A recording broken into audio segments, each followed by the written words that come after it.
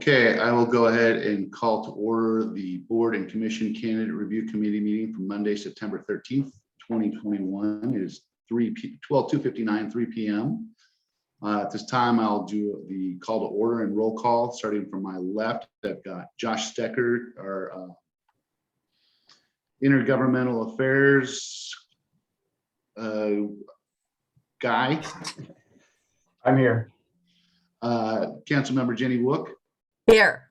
Councilmember Robin Denson. Here. Community Development Director Katrina Knudsen. I'm here.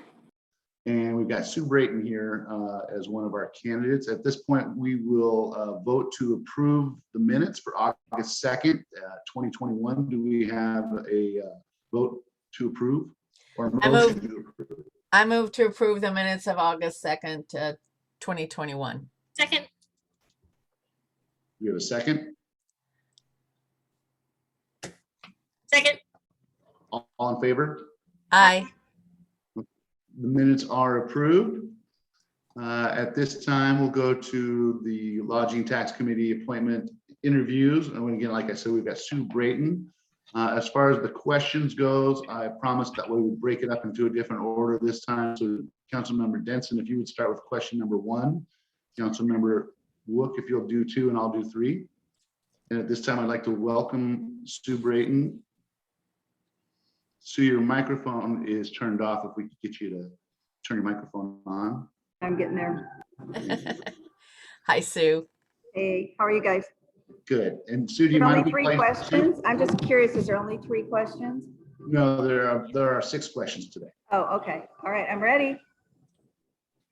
Hi, Sue. Hi, how are you? Good, good. All right. Please introduce yourself and tell us, or let us know why you'd like to be on the Lodging Tax Advisory Committee. Oh boy, my name is Sue Brayton and I'm the owner operator of the Best Western Wesley Inn. And I just would love to continue on the LTAC committee because I feel a huge responsibility for just kind of overseeing the marketing and what we use the money for in Gig Harbor. So take it very seriously. So the question number 2 then, hi, Sue. Do you have any knowledge of the LTAC and its role? So go into LTAC a little bit more involved. How about that? Do you know its history or anything in Gig Harbor? Well, let's see. I go back to the original. Yep. When Gretchen was the chair. Yep. So I've been on it the whole time. It's been a lot of changes. I can tell you that. When we had the three properties probably, and always someone from the museum, always a chamber person. We kind of had different representatives on there, but yeah, it's grown and changed a lot. As Josh will tell you, they keep changing the regulations, what we can use the money for. It's ongoing. We just had the meeting with the state, or I call it the people from the state, to kind of review what the specifics are. Are we doing things right? So it's a lot more than it was in the beginning. But yeah, I feel like I've got a good handle on it. Great. Thank you. Mm-hmm. And Sue, lodging tax is collected for the purpose of providing funding for tourism, promotion, and communities. What makes our mission meaningful to you? I'm sorry, what makes tourism meaningful? I guess, or the mission of the LTAC. Sure. Well, as obviously as a hotelier, we thrive on business. Tourism is probably one of, a good 70% of our business, 30% is corporate, groups, that kind of thing. But definitely without tourism, there wouldn't be a need for us to be here. So it's very vital to me. Mm-hmm. Okay, thank you. Lived here in Gig Harbor all my life. So, I care about the community and what happens and what we do. Yeah. Thank you. Yeah. All right. Sue, do you possess any particular expertise that would benefit the board? I do 20 some years in hoteliers. Yeah, I do. Yeah, I guess I do. I don't know. Okay. Yeah. What a surprise. What a surprise. Yeah. Okay. Here's another question for you. You might be able to answer this one. Sure. So LTAC meets on the second Thursday of the month at 11 a.m. Do you have any other commitments? Are you available for these meetings? I've made myself available. Yeah. And I Good. know it used to be quarterly and they were always the first, so things have changed again since I think the last year we started meeting monthly, which has been great. And the Thursday is great. And still the meetings, we're trying to do an hour, and he'll tell you, usually an hour and a half to 2. There's a lot to go over, especially with newer people, Laura being newer, there's, a lot going on, a lot of changes because of COVID. So it's been some challenging last couple of years for the city, just with transitions, and then what's, the COVID stuff has been challenging for the Sounds like you like the monthly meetings. You think I they're do. helpful? I honestly do. Yeah, the quarterly were, I think the monthly has been good, personally. Yeah. Good. Okay, last question. Do you have anything you'd like to add to any of our questions or tell us about the LTAC? I could say a lot, but probably I think we've all learned a lot in this last year. Because I think people come to the committee with different thoughts and different, not just the members, but the mayor, Laura, and then, kind of, oh, I guess that's what it really is. For me, I like the grants part that we're doing that, but lately we've been spending a lot of time on the grants and not as much tourism and the marketing, and where we spent a lot more of our time in the past. But again, there's been some procedures that we've been trying to put in place. I get that. So, and Laura and I have talked about that, how going forward, we want to focus not all our time on the grants and how to get the word out, how to review them, how much time do we spend on that versus how much time on marketing and that type of thing. So yeah, I think we're getting there. If that answers your question. Absolutely. Thank you. Yeah. So we have 2 candidates that we're interviewing today. You are, of course, the first. And Okay. Josh, can you tell us when we should be able to get back to Sue to let her know when we've made our decision? Will that be this week or next week? Yeah, it should be right away. I should be able to get back to you after the meeting and let you know what we decided. Sue and Mary are both applying for 2 different positions, so there's no conflict there. Yep, we can appoint I was both. going to say, I didn't think we had another collector. I think that's the biggest challenge is there's limited collectors. And so, I was going to say, if it's not me, it needs to be somebody from our property, which I'll give you another candidate if I have to, which is fine. I'm all okay with that too. Okay. But I do care, and thanks for your time, you guys. Josh. Thank you. Yeah. Nice to meet you guys. Thanks, Bye-bye. Sue. My Thank you. pleasure. For your work on Bye-bye. LTAC. Thank you. Bye. And Josh, I'm sorry, I keep getting your position as assistant city clerk. At the moment, I'm interim city clerk. Interim, so that's why I keep Yeah. getting interim. Okay. We could call him the boss, maybe. Yeah, by the time you get it right, So I'll much be something easier. else. The one who knows everything. Yes. He who knows it all. We are not worthy. Mary just emailed me. She should be jumping on any minute now. So All righty. So did you climb any mountains over the weekend, Miss Robin? No, what did I do? You haven't been mountain climbing in a while. No, my son and I are going to go backpacking at the end of the month. Hopefully it's not freezing. But so for my birthday, the 24th and 25th, I think we're going to go hurricane area. But I haven't done a whole lot lately. Your birthday's on the What's that? 24th. I'm sorry. Your birthday's on the 24th, 25th. 25th. Okay. So you're a Libra as well. Yes. I'm Are on you the 29th. Wow.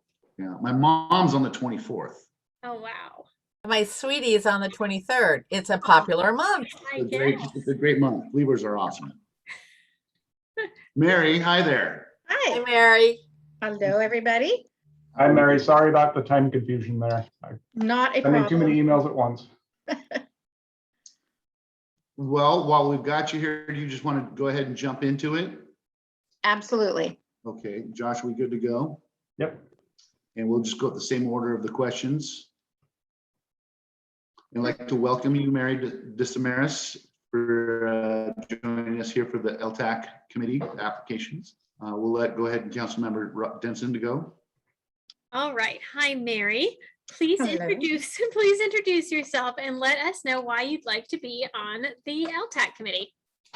I'm Mary Damaris. I am the Executive Director of the Gig Harbor Downtown Waterfront Alliance, and I have been involved in tourism for more years than I want to say, about 15 to 20 when I was at the Economic Development Alliance in Kitsap County. And then I've been here now for 12 years, and 10 of which I've been on LTAC. So I have a pretty strong understanding of tourism as an economic driver for a community. Clean dollars, people come, they spend them, and they leave. That's what we like to see. And I think that in my role at the Alliance, we do a lot of things that help to bring people in.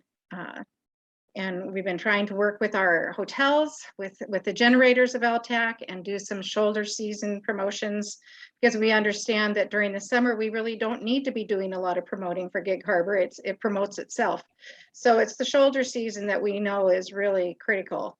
And I'm sure you've heard in any other interviews that you've done, in a normal year, we would be doing a number of events throughout the fall and early winter that would hopefully bring people in. And we do know for a fact that it does bring people in. We do Girls Night Out, we do Sip and Stroll, and they do bring people from literally around the country, we have found out. Awesome. Thank you. So let's sort of continue with that and your knowledge of LTAC, and how do you bring in those people from around the country for those events that you're talking about? Well, for us, it's been a lot of word of mouth, a lot of family inviting people, but you know, the whole marketing piece is just critical. And in today's world, it's digital marketing. It's not all print marketing.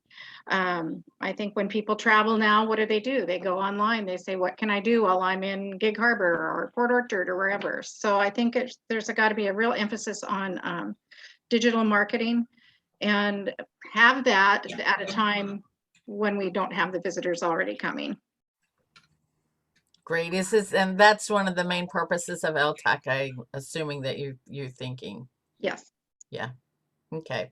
All right. Thank you. Okay, Mary, third question. Lodging tax is collected for the purpose of providing funding for tourism promotion in communities. What makes the LTAC mission meaningful to you?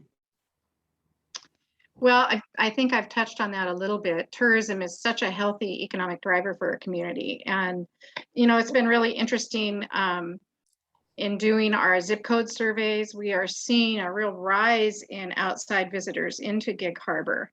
And we want to be able to make sure that they have things here to do that's going to make them go back and tell people you ought to go to Gig Harbor. When we did our zip code survey, we actually did it at the farmers market this year for a 2-hour period. And it was amazing the number of places people come from to see Gig Harbor. And I think a lot of that too has been driven by the pandemic and people doing staycations.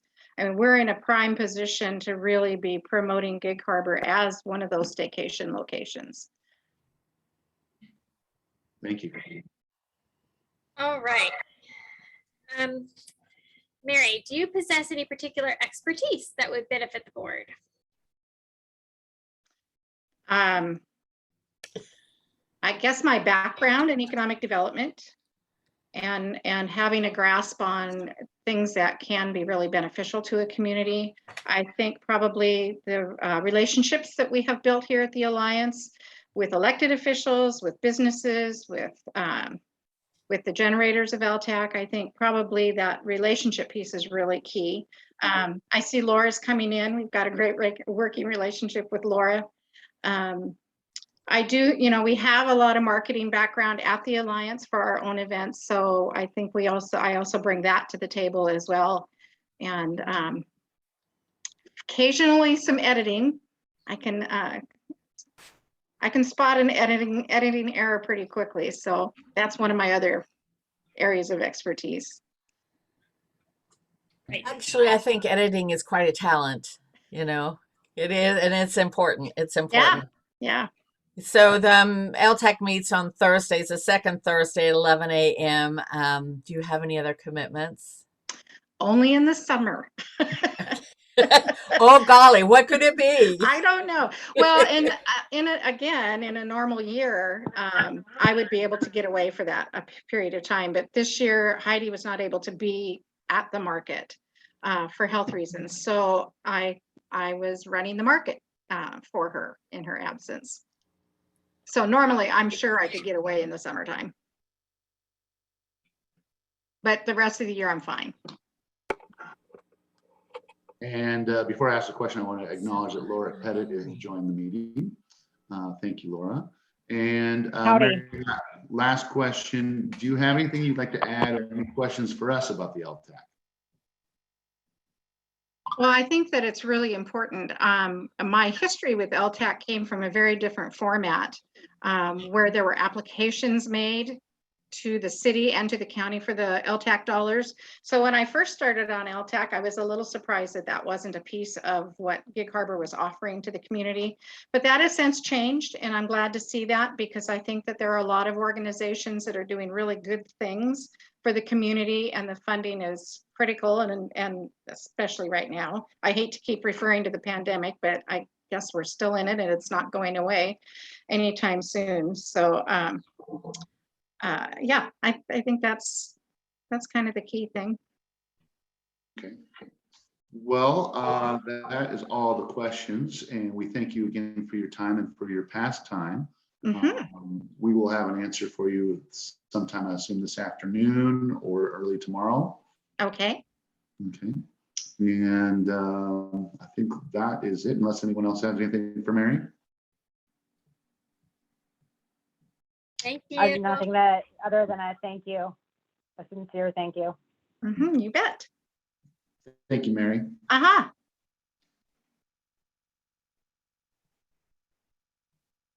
And now we have next on our agenda, scroll down here on my.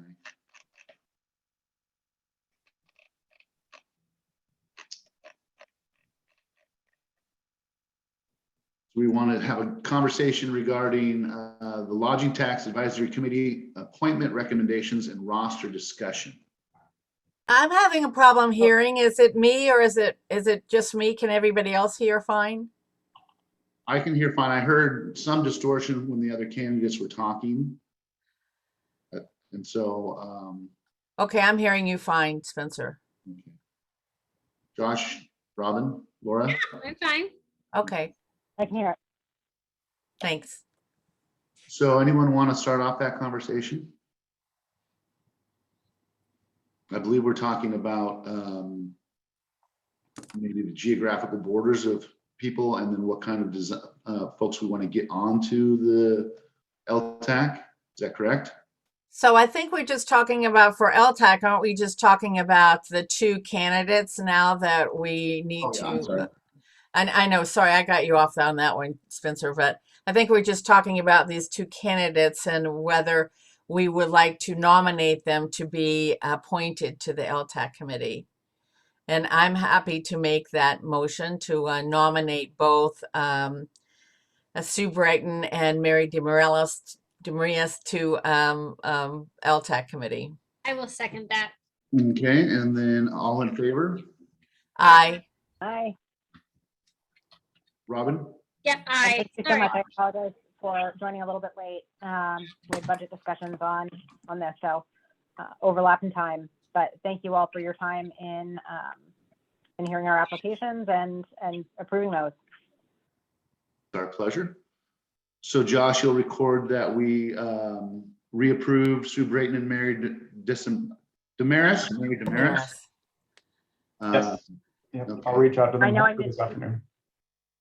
interview, but I just have to say they're probably two of our most active and contributing members of LTAC from both sides, receiver and collector. They both have great perspectives, and yeah, we'll continue to try. Good. Good. Okay, so now next item on the agenda is the LTAC appointment recommendations and roster discussion. So we just have to, do we have to just review the roster, Josh? Is that what you're saying? Yeah, it's one of the state law requirements for LTAC that's unique to this committee is that council has to review the entire roster of LTAC annually. And that's all it says. It's just, you're supposed to check and make sure that everyone who's on there should be on there and that you're okay with the people that are on there and move forward with that. So it's kind of a formality. I think many of the people are newly appointed that you've interviewed recently. So do you want me to just read the names of the folks that we've got here so far? Sure, yeah. Okay, so we've got listed as collector, Sue Brayton, Janae Matan, James Carrer, John Moist. As recipient, we've got Warren Zimmerman, Mary Damaris, Jenny Wellman, and Stephanie Lyle. Now, one thing I do know is Warren Zimmerman's name. I'm told by his son that he no longer lives in Gig Harbor. He's in Arizona. Yeah. So there are a couple issues that we may need to address coming forward. First is Warren's move. The second, I believe, is the applicability of one of the structures under collectors that may or may not be in code enforcement, correct, Josh? For Arabella's Landing. And then I'm not sure of the status of Jenny Wellman's standing with the Gig Harbor Film Festival. I do not believe she's connected to them anymore, and I wonder about applicability there as well. So that may bring about a whole new. There's a lot of issues here. So this is a remarkably hard committee to fill and keep filled, and it is so crucial to have that balance between collectors and receivers. But I would like to see us have some diversity in opinion. James has been a great addition from the vacation rental side. That is a massively growing side of the lodging tax collection. So thinking about that and thinking strategically, it may be someone who joins the chamber next. Maybe I believe the executive director from Harbor Wild Watch has previously served on chamber committees and may be open to serving with us. I'm trying to just also rack my brain and think who is applicable and who would work well and be interested in serving LTAC. We know we have some continued recruitment for this committee. Jenny's now with that Gig Harbor Now newspaper. Mm-hmm. So which would be also kind of a fit for this. So if she'd be interested, I don't know if she needs to reapply, but it's still a nonprofit. So would that fit? It's a nonprofit, but it doesn't contribute to, it's not eligible to receive. So that's something we just had a discussion on, and I just went to MRSC to ask because they were looking for potential to be funded under a grant where they'd hire an events reporter. There are several issues with that, including kind of cannibalizing our SEO and SEM results, fighting for the same rankings for an event calendar. Not to say we couldn't support them through advertising or some other venue, but as particular to MRSC and the LTAC funds, they mentioned unless you can show an audience from out of town for Gig Harbor Now that draws people in to stay overnight, then it's not really applicable. And that's heartbreaking to me because I love Jenny. Well, the I'm film not sure that festival, that fits the as film well. festival's still going, so maybe they've got somebody that they would like to. Well, is Jenny not associated with the film festival at all anymore? Because I thought she was still on their board. I don't think so. I think Tina I don't believe Showmaker so. is now the I president. can't hear. I can't hear. Okay. Oh, you can't hear? So I'm Jenny, getting can a you hear lot me? of background. No. My audio is clear. Yeah, Jenny, I think Laura and Robin you know are what? kind of fuzzy. Now that's better. Okay, how about a sound check from Can we Robin? dial 1, in? 2, 3. Robin, sound check. Hello. Testing. Yes. 3. Now I'm better. Now it's better. Okay, Laura, sound check. 1, 2, 3. 1, 2, 3, I'm here. Jenny, if that's the case, you can also call in on the phone line. That's what I do once in a while, and that helps with my computer sound. I have one Okay. good computer, one bad one. Okay. So yeah, that's a hard one for me. I'm not sure she's, as I know for right now, she wasn't a part of their board. Chris Jones, I believe, is their CEO, and they have 3 other people on their team, but I wasn't quite sure how that worked out. So if we can find a way for her to be applicable on that, on the collector side or receiver side, more than open to it. But I just wanted to bring it up as a potential issue. So that's 3 spots too. So that's almost 50% of our LTAC. Well, yes, and then one of them I think has to do with code enforcement. Is that correct? Correct. Yeah, And I think we have may have that issue with another committee as well. Okay. And is that, I Um, mean, not saying that people should get away with that, but is that something that knocks people out of committees if they're in? in this case, But it it's would not- because so this is Go John Moist. He owns where he manages the rental at Arabella's Landing. That property is not eligible to be leased as a rental. They're using it as for that purpose, but it's not eligible for that. So he doesn't have a business license, and he has been informed that he's not supposed to use that for that. And that is really his only qualification to be on LTAC, is that he has an overnight accommodation. So for that one, it's kind of, he technically does not meet the requirement any longer. Here's a thought. One of the things that we have maybe not paid as much as attention to is that lodging tax is also collected from overnight RV stays. And we do have a RV park that was recently purchased by a larger company. They've reached out to find out how they can get involved with the Gig Harbor community. That could be this is really hard because we have 3 hotels. So how do we do that? How do we? I think that's a pull from good the larger idea. crowd? Those are people coming in as tourists and spending a month or a couple weeks or whatever they do. I think that's a good idea. And maybe we should not have this certain amount on the LTAC committee. If we're having a hard time finding people to serve on it, maybe we should drop off 1 collector and 1 recipient. That's a possibility too. I do like the larger number of voices. I find that to be super helpful and more representative of our community in total. And that's, I think an opportunity. I think we've had some interesting times during the pandemic that has led to the changing and also changing schedule and availability of some of our collectors, and also the especially as a nonprofit, or operating costs and people who are affiliated with those and events happening. So I think we're in a weird year. I support having a larger LTAC, but I'm open. I'm always open. So are you saying that it's not well attended, these meetings? Oh, no, they're well attended. Okay. But we have instituted monthly meetings rather than quarterly ones, so that if someone can't come, we still have some progress being made, and we have people who are informed, and there's a transparency in what's going on with the money. So, and that's my goal too, is to just make sure that we've got input and we're talking as much as we can about what the plan is. And we have engagement from our community partners. Laura, I got a question for you. Can you back Sure. up a little bit about the qualifications that are required for someone to be on the thing? You mentioned, I think, when we're talking about Gig Harbor now, people have to stay overnight. That's an actual qualification, or is it a business that brings people into town?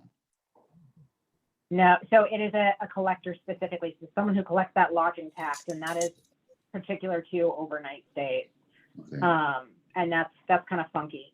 One of the opportunities we do have is to have a county level official at some point attend. So, and that's optional entirely. They're a non-voting member, but it might be interesting to have that input from a larger level too. I know Don Meyer from the Port of Tacoma, Robin set a quick meeting just to see what we can maybe utilize from the Port of Tacoma and their grant structure, because they're economic development based as well.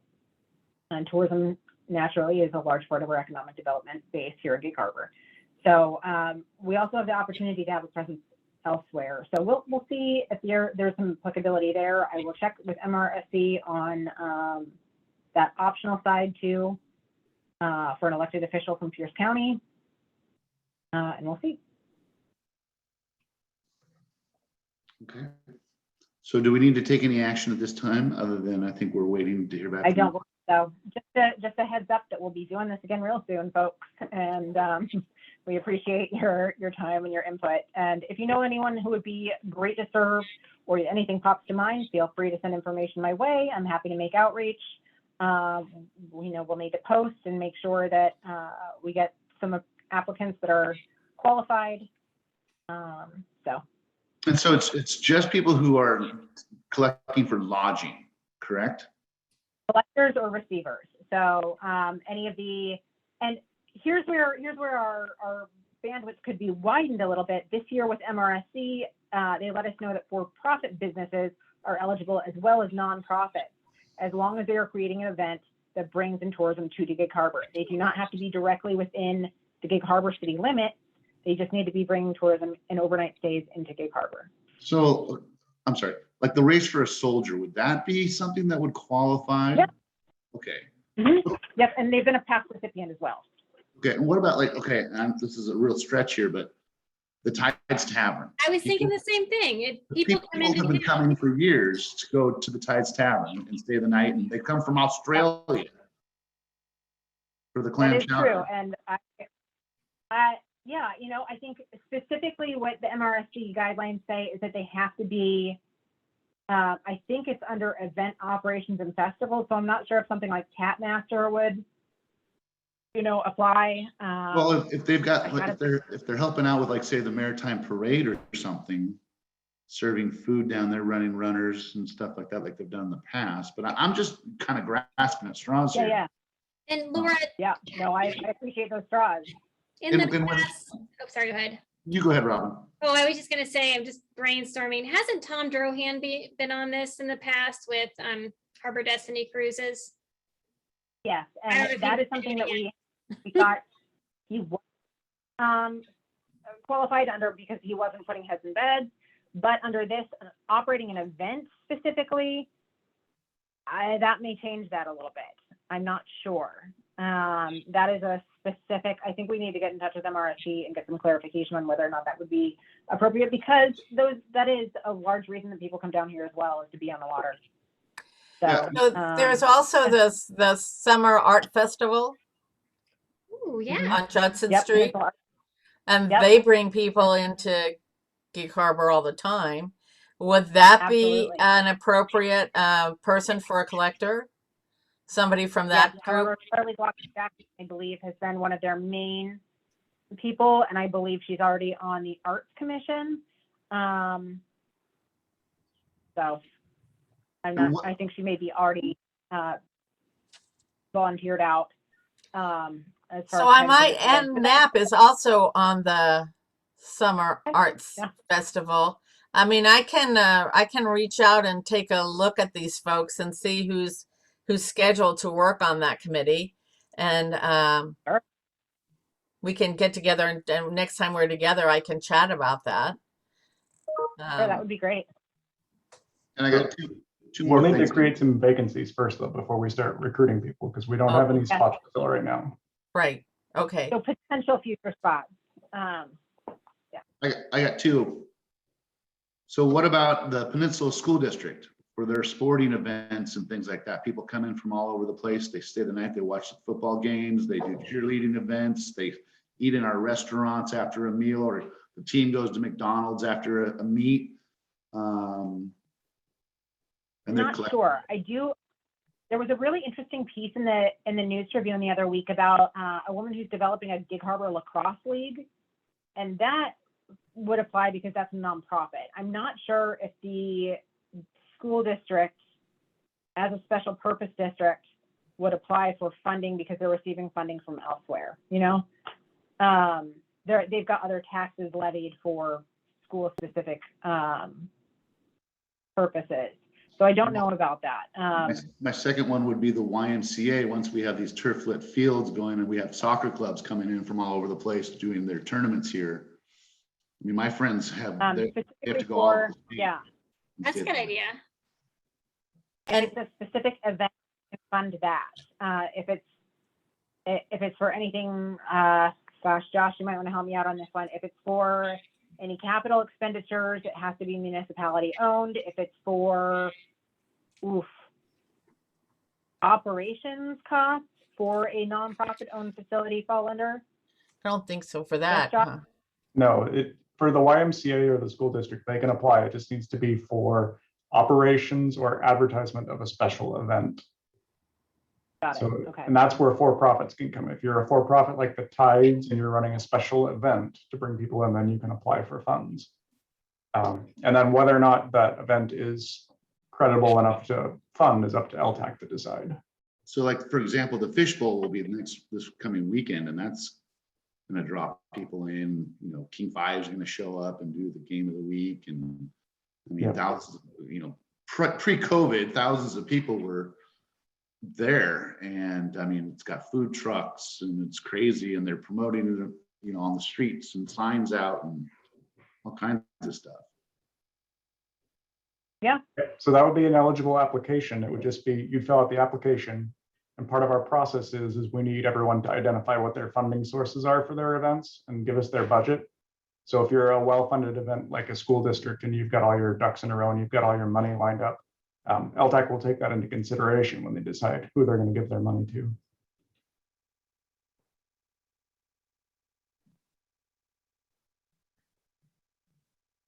Yep.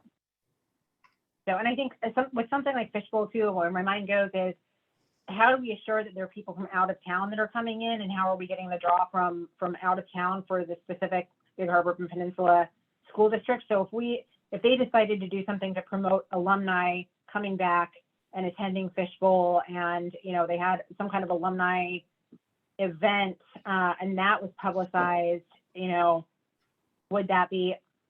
I guess measurement is my big concern there too. How do we prove that people came from 50 miles away and stayed overnight in bed? I know when I used to work at the Tides, people would come in and they'd eat their dinner before Fishbowl, and Oh yeah. And so Yeah. You could get that anecdotal information, I guess, maybe through that, but I don't know. That was 10, 15 years ago. So be that way. No, I would do it. Class of 99, go Tide. But I wonder on our reporting side for our LTAC structure, like how that reporting might look like, because I think that's one of the things that we consider in funding an event like that. But yeah, no, all Okay. open. And this is, I also want to make sure that we're not funding just the same returning projects year after year after year, because that doesn't give us a diversity or competitive nature that the fund is designed to do. So I want to make sure that we're funding a greater amount of projects that can show us a return on investment and distribute those funds in a way that's working best for us. Okay. Apply. Anyone that has an event or an idea for an event, or just a spark or a twinkle in their eye about something cool that could happen, encourage them to apply by September 27th.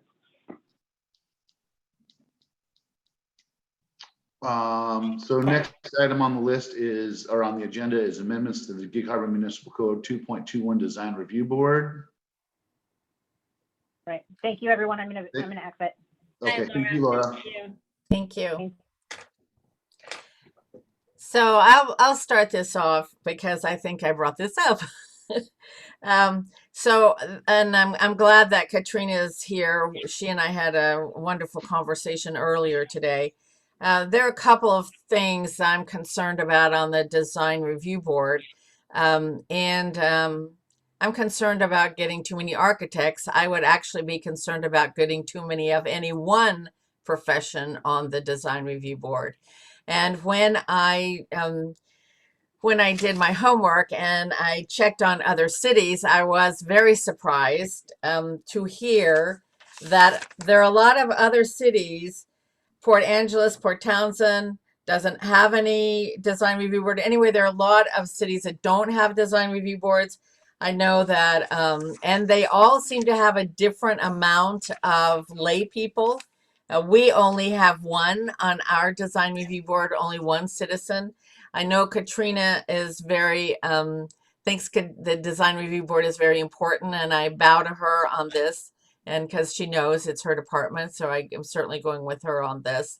But but I think there might be a really good opportunity to have some more regular citizens on here, and also talking with Katrina, she suggested that the historical preservation folks, there are two of them who sit on the design review board, perhaps they would be broken off and used in a different way, and then maybe those spots could be filled with more regular folks coming on the design review board to add to the professional folks that we have already.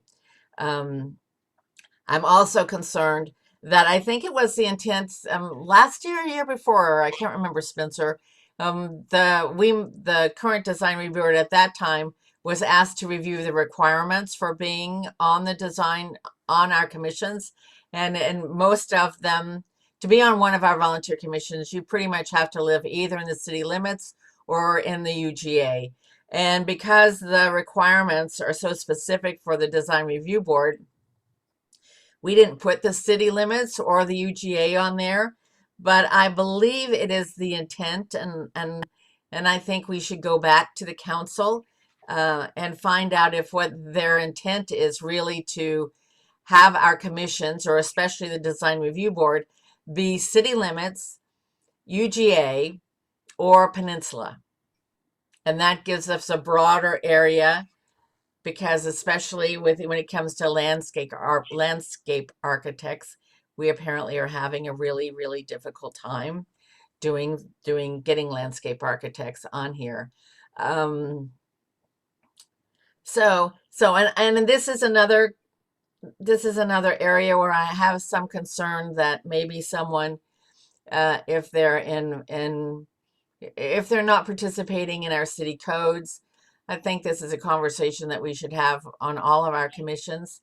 If somebody is not participating in our city codes, do they really deserve to sit on any volunteer commission? That's another issue I guess we need to talk about. But anyway, so I'm hoping that Katrina can pick up some of this and go forward with this. But I would like to see some limitations on the number of architects we have on this committee. Katrina. Hello, good afternoon, everybody. So Councilmember Wook and I discussed this morning, and as she mentioned, not all cities have design review boards or design manuals or design standards. And I think, as I mentioned to Councilmember Wook this morning, I think the design manual is one of the key elements that ensures that Gig Harbor continues to be developed and look like Gig Harbor. It's my professional recommendation, and I don't think that this is Councilmember Wook's intent, but I do think that the design review board and the manual have a place within the harbor. And with the DRB and the design manual, another thing I mentioned to Councilmember Wook this morning is that, as with all of our development regulations, those are policies and laws that are passed by the legislative body, which is you, the council. And so those are regulations and codes that then city staff work to apply to various aspects, right? So we have a design manual, we apply them to permits we get in, as that's the council's policy direction to staff. Very similar to when you pass a public works standard, public works department will review their projects, et cetera, from the council's policy regarding public works items. So we do want to make sure that, the manual and the design review board, in terms of terms and makeup of the members, are meeting the council's expectations. And so I do think this is a healthy discussion to have in terms of membership moving forward. Another important item, or let me get to the second point, the membership. I think it's again healthy to look at the membership of the board. Currently, and Josh, please step in to correct me if I'm wrong, but for the DRB, there's 6 different categories that folks can be in. And number 1 is a licensed architect or professional building designer. At least one member shall be selected from this category. 2 is a city resident with demonstrated interest and knowledge in urban design. And currently that says no more than one member from this category. 3 is a planning commissioner, which we just put on a planning commissioner at one of your last meetings. So that's, I think, a really good thing for, kind of having the whole community view representing a broader range of folks, and also for the communication between planning commission and the DRB. Number 4 would be a member with professional background relating to urban design. So that could be a professional artist, a civil engineer, a planner, a building contractor, or a professional designer. Right. That's a fairly broad category. 5 is a member with demonstrated interest and knowledge in landscaping, horticulture, arboriculture, or forestry. And as Councilmember Wook aptly stated, and she's correct, we are having a hard time receiving applications for or retaining anyone with landscape architect experience.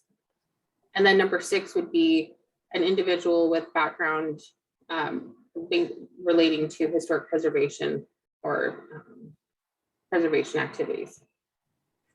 So those are the current membership categories. And, this committee has amended membership requirements in other boards in previous years, such as term limits or location, in the UGA, out of the UGA. So this is definitely within council's purview to look at and amend.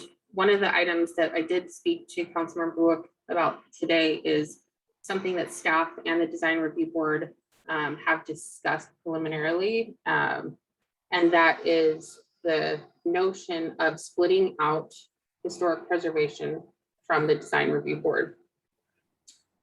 And that would have 2 factors. One, currently our 2 CLG or certified local government folks sit on the DRB, even though they may not have, maybe their passion isn't for reviewing site plans and architecture drawings.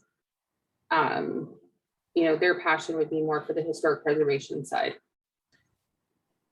The idea moving forward would be to have a design review board that is made up of various membership of what I just read off from the code, and then have a separate historic preservation board. And that could be a 3-person board, a 5-person board, whose primary goals would be to further historic preservation within the city of Gig Harbor. There's a number of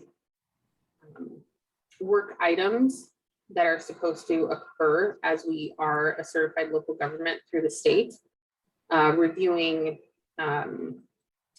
structures for inclusion on the register, making recommendations to council for grants and funding, things like that. There's also a lot of state grants that the city could be receiving to further our efforts in historic preservation that this committee could take on. I say this today as we're talking about the design review board, and this has been something that again has been brought up, kind of the splitting of the 2. And then lastly, it's been in the budget for this year and last year, and unfortunately we're not going to get to it again this year due to various factors, but that is the update to the design manual. And I say this with strong support from my staff as well, that we believe that the manual needs to be looked at to ensure that it is meeting the policy direction from you, the elected officials, that we're developing in the way that our design and site planning is evolving and is being constructed in the way that the legislative body wants. Our design manual was put together many years ago and does a really great job. I think it's done a fantastic job having us not look like anywhere USA. Our development does have a very Gig Harbor-esque sense to it that gives us that special place, that sort of thing that a lot of communities strive for and many are not successful at. However, the design manual was not written specifically for, or does not necessarily target design for plat development or short plat development in terms of site design, tree retention, items like that. And so that's where staff is seeing the most inconsistency in terms of how we're able to not only enforce the design manual, but kind of make it go the extra mile to get the development exactly how the community wants.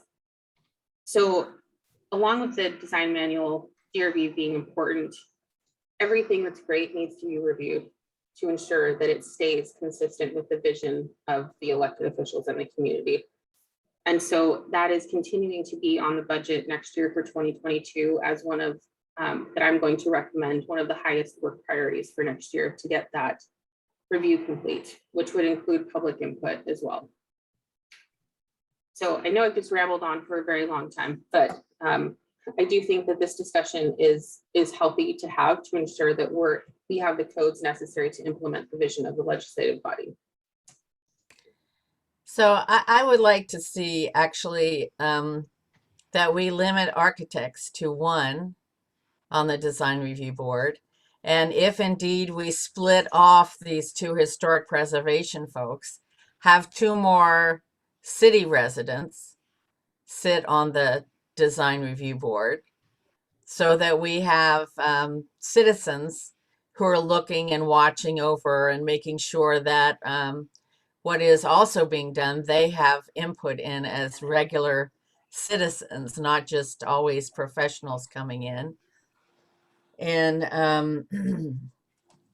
yeah, and so I'm not quite sure how exactly to go forward with this. And I also want to bring in the boundary limitation or the boundary requirements of city limits, UGA, or peninsula in order for us to be able to reach out and get some of those folks that maybe are hard to get on this, such as a landscape architect. So if anybody else has any comments. Well, I guess if it's okay to speak, my question is, I guess the logistics question is, are we having this conversation just among the three of us? And if so, are we then making recommendations to the council, or do we recommend that the council discuss this as a whole body? What are the pathway to the steps that we need to take to make these changes or to even have this conversation? Josh, correct me if I'm wrong. Oh, go ahead, Councilmember Wood. No, go ahead. So at the last council meeting, basically council gave direction to this group to look into this and make recommendations on changes. Okay. So if you can come up with as a group what you want to see it look like, you can take it back to council and propose it that way. Or if you'd rather take it back to council and have them do it with you, you can do that as well. But it's been assigned to you. Well, then we should accept the responsibility ourselves and then give a recommendation to council. How many total members on this and how many architects do we currently have? So right now, the current roster, there's 6 members. 2 of them are officially designated as architects, and that's Darren Phelan, the chair, and Marlene Drucker. I believe Brett Marlowe DeSantis is also an architect, but she's appointed to the committee as an urban design professional. So I think architect may be her job title, along with many other things, but she's filling a different capacity. I believe that's all the architects we currently have right now. And Jenny, by peninsula, do you mean the Gig Harbor Peninsula, not the Key Peninsula as well? Just Gig Harbor, our whole area? So I'm going to leave that one up to Katrina. Josh, do we have another board that has the boundaries described as the peninsula? Was that the Parks Commission? The Parks Commission is going to have up to 2 members that are in the UGA, I believe. Yeah. I don't think Peninsula's on there anywhere. Yeah, I don't think there are any geographic restrictions on DRB. And there are no geographic descriptions on LTAC either, other than the property needs to be in city limits if you're a collector. I like the idea of having it extend to the Gig Harbor Peninsula. I think that makes the most sense for this. Well, when we talk about the Gig Harbor Peninsula, we're talking about like Artendale, Fox Island. Everything on this side of the bridge up to the Purdy Spit. Yeah. And it's a pretty big area. I would think we'd be able to find what we need there. Okay.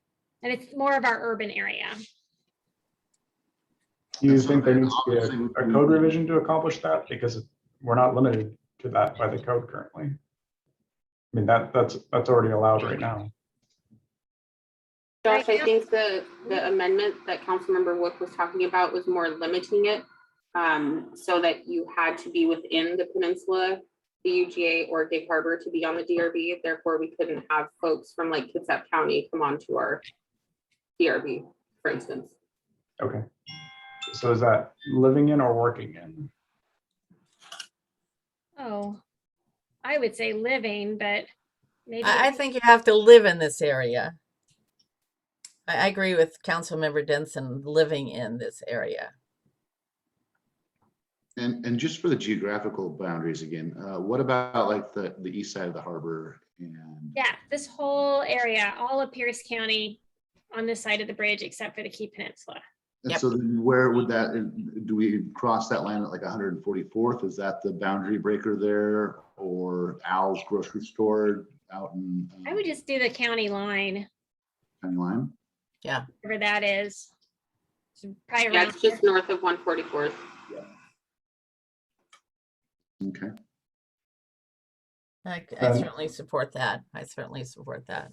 When we do, with your two citizens, they don't have to have any of these other qualifications, right? You're just saying two interested City of Gig Harbor residents. Yes. So we have one right now, but that's all we have. So Wow. I'm suggesting that if we're going to spread off these historic preservation folks, that we can add two more citizens, or maybe for three, or maybe you prefer not having three, maybe you prefer having two.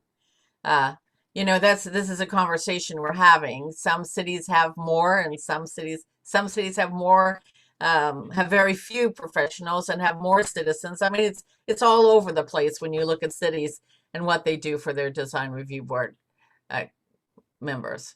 So I like it's that idea of having spots for two citizens that don't have to have any other qualifications. Maybe they do, and that makes them stronger candidates, but they don't have to.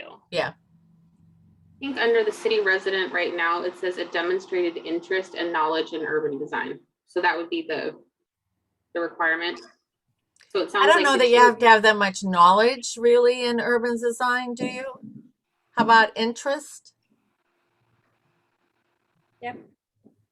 I mean, I think it'd be great, but I don't know how many people have, and I don't know what knowledge means, but I don't want to scare anybody off from applying. And you guys, I have a 4:00 meeting, just FYI. Okay. So I'd sort of prefer it to be interest, and Me too. I think it should, because obviously they're going to apply if they're interested in the makeup of our architecture and stuff. So it sounds like the two items that want to be amended or are being proposed to be amended now are under number 1, Josh, under 2.21.020B1, that we're limited to one architect or a professional building designer. okay, And then 2, based on the discussion, we would have under B2 for city residents, we would have 2.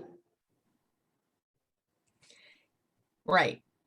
I don't think it has to have I don't know what demonstrated interest in urban design, but I would say have an interest in urban design.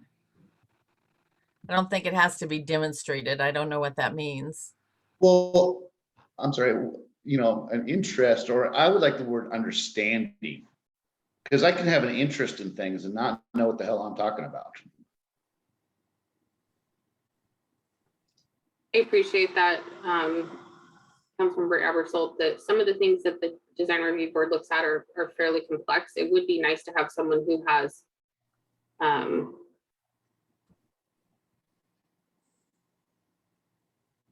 I don't know how you demonstrate understanding without giving some kind of a test or asking, questions, but then it requires the person who's asking the questions to have an understanding. And Then we're back to having professionals, I think. Right. I think the qualifier isn't really necessarily that important, because ultimately this committee is the qualifier. It's up to you to determine if the person is demonstrating enough interest to be worthy of appointment. So I think any qualifying term is probably fine, because you're ultimately going to be the judges of whether or not they meet that qualifier. Yeah, So an interest? I think you can go with interest, and that gives you the leeway to make the and then judgment obviously, if call. we get multiple applications and some clearly have a good understanding, then, we're likely to go with them. But this has been difficult to fill all of these Yeah. positions anyway. I just don't want to run anybody off. Right. So Are you- As for the breaking off with the Historic Preservation Board, I need to speak to the mayor and Tony about that more before I would recommend. I guess I would recommend a little more background work on that prior to those going forward. Councilmember Wolf, would it be okay to take these ones forward based on the committee recommendation and then come forward under the work plan next year and effectuate the Historic Preservation Board after speaking with the mayor and city administrator? sure. I think that's okay with me. How about council members? Yeah, that makes sense. I have to run, but I am in support of this. I think this is all good, those changes. One other question that's pretty pertinent is, are you intending to put a grandfather clause into this for the people that are already appointed? Because if we make these changes, we're going to have to remove 2 DRB members immediately. So no, I think that whoever's on the board should finish out their term. Okay. Don't you think so, Spencer? Yeah. But then they wouldn't be eligible in the future, but I guess, rules change.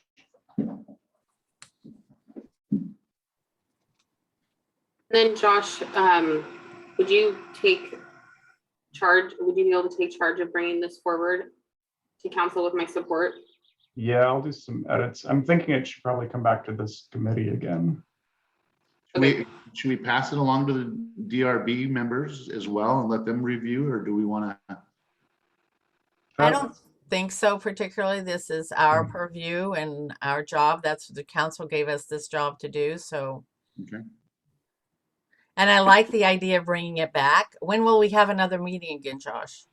Your next meeting is October 11th.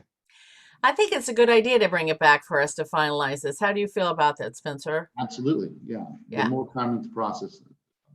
I can talk to the mayor and the city administrator about the board splitting out and be able to discuss that more at your October meeting. Okay. And let's put that boundary limitation as well. Yeah, there may be some other loopholes that this creates that I haven't found yet. So it'd be good to be able to talk about it again next meeting if I come across anything. That would be great.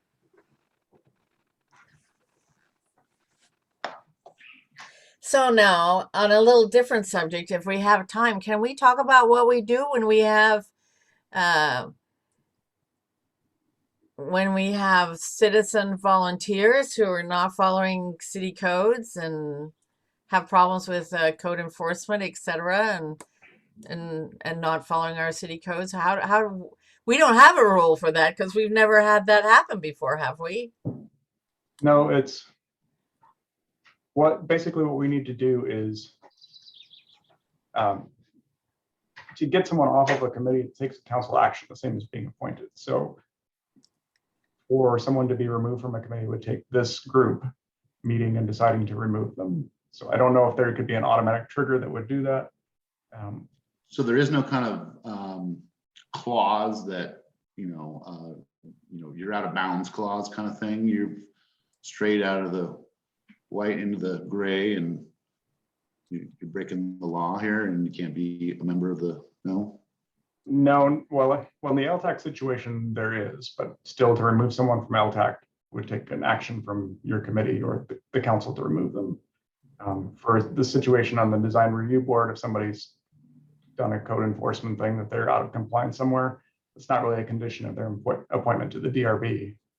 So it would just be a judgment call for you to make.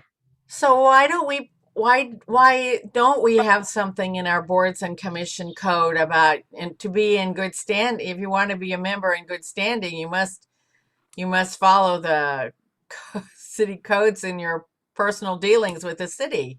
Yeah. It doesn't really make sense. You know, it's not fair to have people here who are breaking our codes and making And making decisions. Yeah. Or contributing to the creation of these codes. Well, I think it goes back to the fact that if someone is appointed to one of these committees, it's done by a council action. And so it would take a council action to undo it. And just putting it in the code would make it an administrative action to remove someone. And I don't know, really, we could talk to Daniel and see if that's something we can actually do. Yeah, so we need to have information regarding administrative actions and what kind of triggers that have to take place or can take place that we can dole out justice, for the lack of better words. Well, to have somebody breaking a code that's making codes, as you said before, Spencer, just doesn't make any sense for the rest of our community. It doesn't look clean at all. You know, so it would be nice to figure out how we can do this. You know, maybe people have to sign something that it says, I won't break any city codes. I don't know how it gets done, but Yeah. Well, don't they, when they're appointed, they don't take an oath of office or anything like that, that they're gonna abide by Not for the law? boards, no. no. Well, maybe that should be a condition. And then that gives us a clause.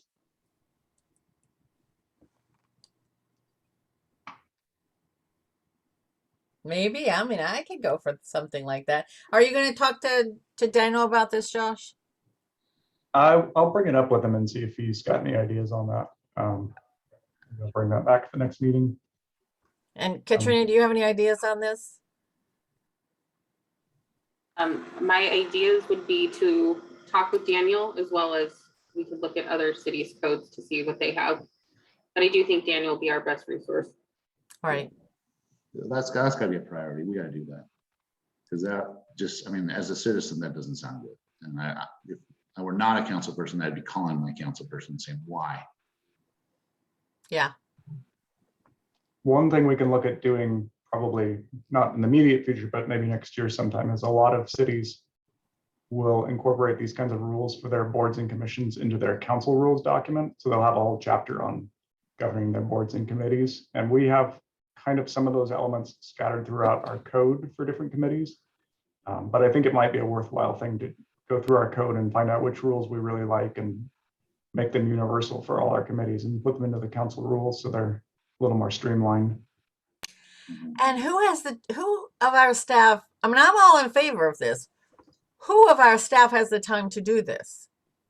Well, theoretically, the city clerk's office when we're fully staffed again. Okay. I mean, I think that's a great idea. I don't want to get shoved to the side because we don't have staff for it. Yeah, well, the clerk's office is the support for this board, so.